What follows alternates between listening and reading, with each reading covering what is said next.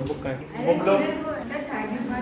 10.4 का prove that straight lines perpendicular to the same straight line are parallel to one another. पहले क्या दे रहा है? परपेंडिकुलर। परपेंडिकुलर देगा तो कैसी होंगी? दो लाइनें परपेंडिकुलर है, दो लाइन ये है परपेंडिकुलर है, तो क्या हो जाएगा? ट्रांसवर्सल लाइन ऐसी हो जाएगी। ठीक है, ये कितना होगा? 90 होगा, ये भी 90 होगा, वो इंटीरियर सेम है तो लिख सकते हैं। अगर ये परपेंडिकुलर है तो ये वाला एंगल भी तो इक्वल है, करस्पॉन्डिंग एंगल वहां से लिख दो, corresponding angle equal, that's why these lines are parallel. देखो ये क्वेश्चन है ये वाला 1/720 वाला, फाइंड करना है एच के एल, इसमें एंगल निकालना है, हमें एच के एल निकालना है। ठीक है, एच के एल ये वाला एंगल निकालना है पूरा। ठीक है, कैसे निकलेगा? लगा सकते हो, दिमाग लगाओ, वरना फिर मैं इसमें लिखा हुआ है A B C D E F, ये तीनों पैरेलल है ये वाली लाइन, और ई एल और एच ई ये वाली लाइन और ये वाली लाइन भी पैरेलल है। ठीक है, इसको अगर आगे बढ़ा के देखा जाए, इसको आगे बढ़ा के देखा जाए तो ये पैरेलल है, मतलब ये है कि ये वाली लाइन एक ही है, ये एंगल जितना आएगा उतना ही यहाँ से इतना होगा, ये वाला एक्स्ट्रा दे रखा है। तो पहले देखो ए बी और ये पैरेलल है, यहाँ लिखना ए बी, हाँ A B parallel to C D है, सो हम क्या लिख सकते हैं? एंगल ए के एच इक्वल टू कितना होगा? एंगल के एच डी। ये वाला पॉइंट देखो कितना आना चाहिए? 25 डिग्री आना चाहिए। क्यों आना चाहिए? ऑल्टरनेट इंटीरियर एंगल है,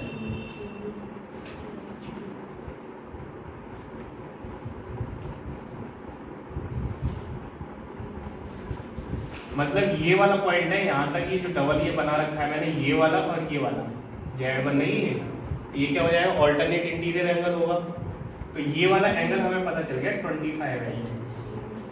ठीक है, अब देखो ये वाला एंगल 60 है, इतना पता चल गया, तो यहाँ लिख देना एंगल ए के एच इक्वल टू 25 डिग्री, केवल इतना अभी रखो। अब हमें पहुंचना है इस वाले पे, ये और पता चल जाए, या तो ये पता चल जाए या ये पता चल जाए या फिर ये पता चल जाए। तो 120 के अराउंड में कुछ जा रहा है, तो यहाँ से हम लिख सकते हैं। अब देखो ये भी कर सकते थे, ये पूरा जो पॉइंट है वो इस पूरे के इक्वल भी हो सकता है, तो ये 25, तो ये भी 25, ये वाला इसके इक्वल हो जाएगा। ठीक है, तो ये वाला किसके उससे डाल सकता हूँ? एच वाला, यहाँ से लिख लेना angle G H D plus कर लो angle G H C equal to कितना आ जाएगा? 180 लीनियर पेयर से। तुम कहीं से भी रीजन लगा सकते हो, अभी यहाँ से यहाँ पे जा रहे थे, अब इधर से इधर जाने लगे क्योंकि ये एच दे रखा है। Angle G H D plus G H C कितना आएगा? 60 इक्वल टू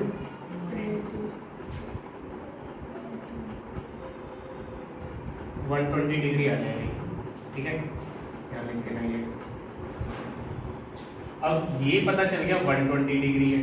अब इसके रेस्पेक्ट में ये क्यों हो रहा है? इसके रेस्पेक्ट में ये होना चाहिए था, इससे बना सकते थे कि वर्टिकली अपोजिट है, फिर इससे जाते ये करस्पॉन्डिंग एंगल, फिर इससे जाते करस्पॉन्डिंग एंगल है, लेकिन ये पैरेलल भी तो है, ये पैरेलल है तो ये वाला एंगल इसके इक्वल ही होगा। यहाँ लिख देना एक्सटीरियर बोल सकते हो, एक्सटीरियर नहीं, दो लाइनें हो गई, इसके लिए एक्सटीरियर नहीं बोलेंगे। ठीक है, अभी मैं लिख रहा हूँ एंगल कौन सा होगा? Angle L K A equal to angle G H D, angle L K A equal to कितना हो गया? 120 डिग्री, ये लिख देना। अब ये इक्वल हुए क्यों? लिख देना यहाँ पे जी एच पैरेलल टू के एल, जी एच और के एल पैरेलल थी, इसकी वजह से ये इक्वल हो गया, करस्पॉन्डिंग एंगल हो जाएगा। मतलब ये मान लेते हैं जैसे ये लाइन है, ये दो पैरेलल है, ये दोनों पैरेलल है, तो ये वाला एंगल हम इसके इक्वल दिखा रहे हैं। ठीक है, डायरेक्ट हम इस पे जा रहे हैं, तो क्या होगा? ये पैरेलल होंगी तो ये वाला एंगल यहाँ एक्सटीरियर एंगल आ जाएगा, ये वाला एंगल इसके इक्वल होगा। अब देखो एंगल जो हमसे पूछा था उसका नाम लिखना है, एंगल था एंगल एच के एल इक्वल टू क्या हो जाएगा? Angle L H A plus angle A के एच, यह है तुम्हारा 120 प्लस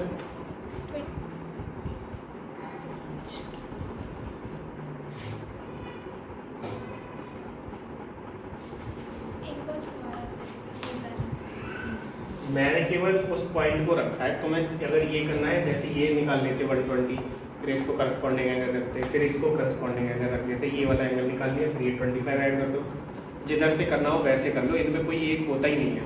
ये भी नहीं करना, ये 25 है, मैं ट्रायंगल बना लेता हूँ, ये वाला कितना आएगा वो निकाल लो, जितना ये आएगा 120 उतना ही ये आएगा, क्योंकि ये दोनों पैरेलल है करस्पॉन्डिंग।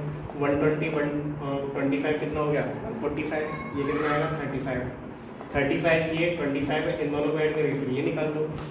किधर से भी निकालो आएगा सेम, जो रीजन लगा रहे बस ये सही लिखते जाना, ठीक है। उसमें कुछ होता ही नहीं है कि यही लगाना है, यही जरूरी है, ये ऐसा ही होगा। बस ये देख लेना जो पॉइंट दे रखा है वो हमारा आ रहा है, इंक्लूड हो रहा है, आया थोड़ा बहुत। देखो 21 वाला देख लो, कल जैसा ही क्वेश्चन है लेकिन इसमें वैल्यू नहीं निकलवा रहा, शो करना है, मतलब एक तरह से प्रूफ वाला है ये, ठीक है। तो इसके नाम भी गिवन है इसमें, ठीक है। गिवन कुछ नहीं, केवल शो करना है हमें, to show AB parallel to EF। अब देखो AB और EF के बीच में कोई भी लाइन नहीं है, मतलब यहाँ से कोई लाइन ही नहीं आ रही इसमें, लेकिन AB से लाइन जा रही है CD पर। तो AB और CD को केवल देखो, यहाँ लिखना एंगल BAC इक्वल टू, इन दोनों को देखें तो एंगल ACD, इन दोनों को प्लस करेंगे तो कितना आ जाएगा, ये दोनों का सम 57 डिग्री आएगा। देखो अगर ये पैरेलल होंगी लाइन, मतलब AB लाइन पैरेलल हो CD के, तो ये वाला जो एंगल है वो इक्वल होना चाहिए था। ये 57 है तो ये भी 57 होना चाहिए था, तो प्लस करके देखा हमने 57 आ रहा है, तो हम लिख देते BAC जो एंगल है वो ACD के इक्वल है। अब कितना है 57 है, इक्वल कैसे हो गया ये, अगर ये इक्वल है तो हम इनको लिख सकते हैं ऑल्टरनेटिंग इंटीरियर एंगल। क्या लिख देना, these angles are equal then AB parallel to CD। अब वो ब्रैकेट में क्यों नहीं लिखा, हमें ये चीज लेके आनी है तो इसके लिए ब्रैकेट में नहीं लिख रहे। ब्रैकेट में लिखने का मतलब था कि वो चीज हमें पहले से पता थी, उसकी वजह से हमने ये लिख पाया। अब यहाँ पे हम लिख रहे हैं कि एंगल हमारे इक्वल आए। अगर एंगल इक्वल होंगे तो वो कब होते हैं, जब ऑल्टरनेट इंटीरियर एंगल हो, और ऑल्टरनेट इंटीरियर एंगल कब होते हैं, जब लाइनें पैरेलल हो। तो पैरेलल पे ही तो जाना है हमें, ये तो दिखाना है कि पैरेलल ही है, तो पैरेलल वाला रीजन लिख दिया हमने, ऑल्टरनेट इंटीरियर भी नहीं लिख रहे, बस ये लिख दिया these angles are equal. Equal कब होते हैं, जब ऑल्टरनेट इंटीरियर एंगल होते हैं। ऑल्टरनेट इंटीरियर एंगल इक्वल कब होते हैं, जब लाइनें पैरेलल होती हैं, तो ये लाइनें होंगी पैरेलल, ठीक है। अब देखो ये वाली लाइन AB और CD पैरेलल है एक तरह से, AB और CD। अब ये वाली लाइन भी सीधी सी कुछ लग रही, तो इन दोनों को देख लेते हैं। अगर इस लाइन को थोड़ा सा आगे बढ़ाया जाए, ये वाला एंगल और इस वाले एंगल को देखते हैं। हाँ, angle FEC plus angle ECD, इन दोनों को प्लस करके देखते हैं कितना आ रहा है।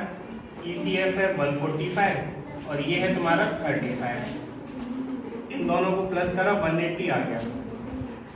अगर ये दोनों एंगल का सम प्लस करके 180 आ रहा है, 180 आ रहा है, तो क्या लिख सकते हैं, कोइंटीरियर एंगल है। अब कोइंटीरियर एंगल जब 180 सम देते हैं तो बोल सकते हैं लाइनें पैरेलल है। यहाँ लिखना हियर, ये 180 आ गया तो लिखना सम ऑफ कोइंटीरियर एंगल्स।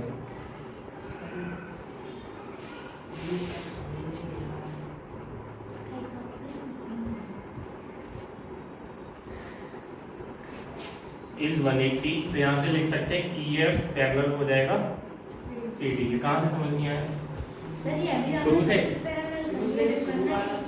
ये दोनों, तो देखो ये लाइन है, मान लो लाइन कितनी दिखाई गई हमें, इतनी दिखाई गई केवल। ये है तुम्हारा 145 और ये है तुम्हारा 35। ये एक तरह से कोइंटीरियर एंगल ही है।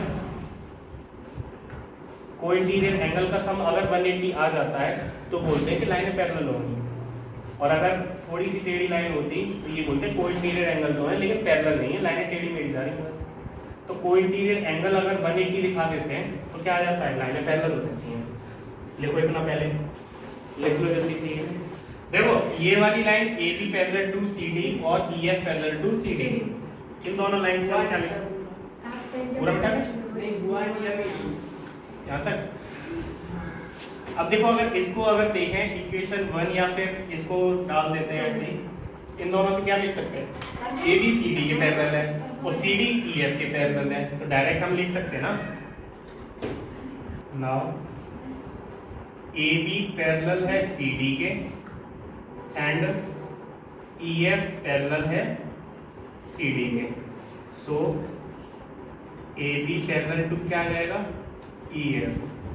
ये लिखने का तरीका है बस के ये इसके पैरेलल है, ये इसके पैरेलल है, तो ये आपस में भी पैरेलल हो जाएंगे, बस ये है, हो गया। तो कल सब कर लेना जरूरी है। 22 वाला और देखो देखो अब चुपचाप समझना, ये लास्ट क्वेश्चन है, ये वाला कर लो। ये अलग अलग फिगर बना रखे हैं लेकिन इसमें बोल रखा है पी क्यू ए बी के पैरेलल है, गिवन लिख लेना P Q parallel to A B, और जो पी आर है P R parallel to B C, ठीक है। इस एंगल भी दे रखा है, एंगल दे रखा है तुम्हें Q P R equal to 102 degree दे रखा है। Determine A B C, to find करना है हमें angle A B C. A B C निकालना, उसका रीजन भी देना है, मतलब जो रीजन लिखते हैं वही हो जाएगा। अब देखो पी क्यू और ए बी क्या है? पैरेलल है। इधर देख लो नैना, जब बताया करे कुछ बोला करे देख लिया करो। पी क्यू और ए बी क्या है? पैरेलल है, लेकिन ये मैच तो नहीं होनी रही, तो इनको हल्का सा आगे बढ़ा लेते हैं समझने के लिए।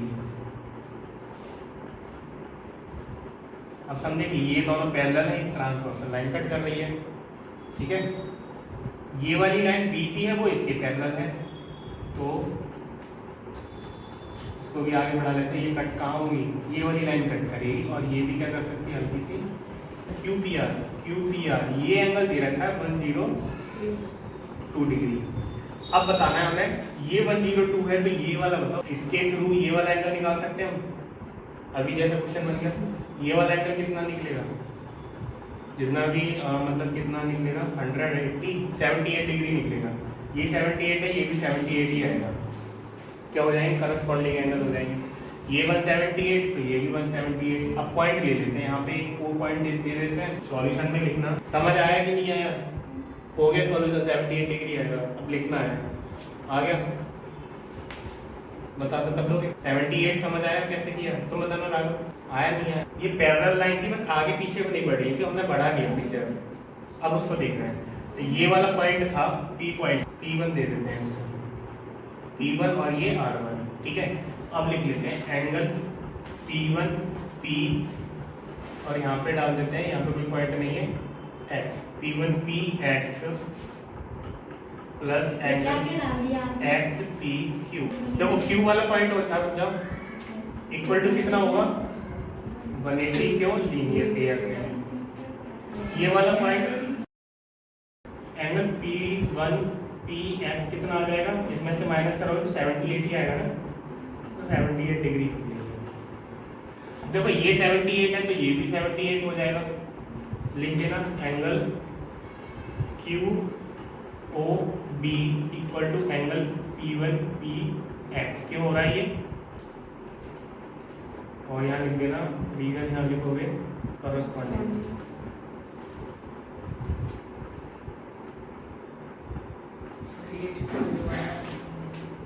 कौन सा? ये वाला? ये हमें ये पता था, ये निकालना है, लाइनें आगे बढ़ा के देगी, तो ये पता है, इसके थ्रू हमने ये निकाला, लीनियर पेयर से निकाल सकते हैं। अब ये जिस डायरेक्शन है उसी डायरेक्शन में ये करस्पॉन्डिंग एंगल से ये दोनों निकल आएंगे, फिर ये निकल आएगा तो ये भी निकल आएगा, ये भी तो इसके थ्रू यहाँ गए, यहाँ से फिर वहाँ से फिर वहाँ, ऐसे निकालना है इनको। ऐसे वही चीज़ लिखी हुई है। P1 PX देखो कहाँ है? P1 PX, इसका कोई नाम नहीं था तो अपनी तरफ से डाल दिया है। कुछ भी डाल दो, ABCD डाल दो, ABCD तो डला हुआ है, कुछ और डालो, PQRS T, ये हो गया। एंगल QOB कितना आ जाएगा? 78 डिग्री। लिखा इतना, ये ऊपर का लिख लिया।